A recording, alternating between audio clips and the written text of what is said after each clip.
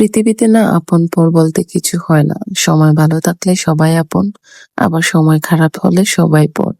আপনার খারাপ সময় দেখবেন আপনার আপন মানুষেরাই সবার আগে আপনার দিকে আঙ্গুল তুলে কথা বলবে। আসসালামু আলাইকুম, কেমন আছেন সবাই?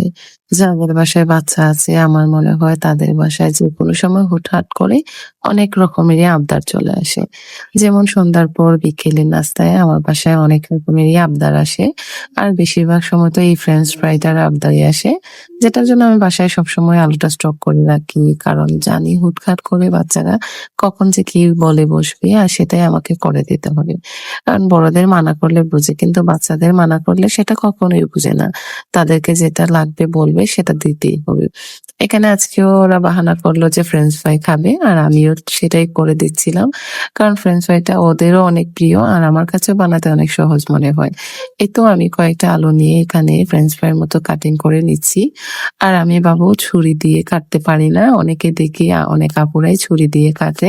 দেখে আমার কাছে অনেকটা ভালোই লাগে। কিন্তু আমি পারি না যেটা সেটা শো অফ ও করতে চাই না। এখানে ওই বটনি দিয়ে আমি কেটে নিলাম। আর এই যে ফ্রেঞ্চ ফ্রাইটা আমি ভালো করে এখন ধুয়ে নেব। মানে আলুটা। ধুয়ে এখানে একটু হলুদ গুঁড়া, মরিচের গুঁড়া, একটু লবণ দিয়ে দিলাম।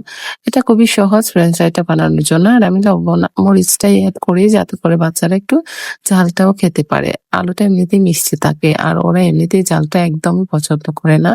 এই ফ্রেঞ্চ ফ্রাইটাতে আমি একটু মরিচ দিয়ে ওদের ঝাল খাওয়ানোর অভ্যাসটা করতে চাই এই আরকি। আর এই তো ঝটপট আমার ফ্রেঞ্চ ফ্রাইটাও তৈরি হয়ে গেল। আসলে এটা খুবই সহজ আর অনেক মজাদার নাস্তা। আমার কাছেও তো মাঝে মধ্যে অনেক ভালো লাগে। আমিও খেয়ে থাকি বাচ্চাদের সাথে।